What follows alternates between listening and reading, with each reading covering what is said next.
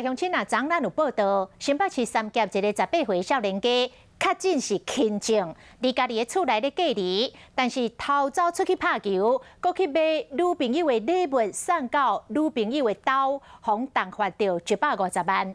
啊，想袂到伊的女朋友嘛确诊了，搁伫 IG 来写讲，加在家己无出门，家家是出去倒一个粪扫。哎呀，讲这句话，这声嘛惨咯！疑似违反着防疫的规定，新北市卫生局正咧调查，若是确定违规，相关罚款200万。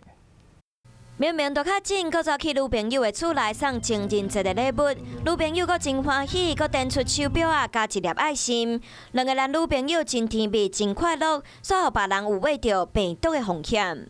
男朋友违规出外，互罚钱；女朋友搁讲好加在家己家家倒粪扫。不过，这个行为敢若嘛违反防疫规定。当然，这样是不好的行为啊！年轻人可能他们也思考的不够多啦，偷跑出来当然是不好的，应该要受到一定程度的一些惩罚。他不应该，他贪玩呐，就造成别人的不便呐，他自己方便，造成别人不便。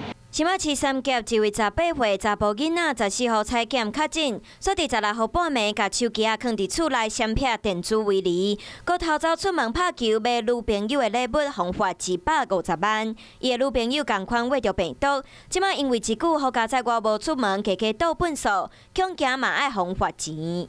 他原来涉及在台北市。经过调查，他在可传染期间居住在新北，因此收治为居家照护。据了解，他自行po文确诊居隔期间违规外出倒垃圾，经查证属实，可依法开罚20万元。卫生局表示，调查了后，若是违规的情节重大，上最会使罚到200万。嘛提醒民众配合防疫，莫为着一时的方便和欢喜，违规，搁互家己变做全民拢真讨厌的人。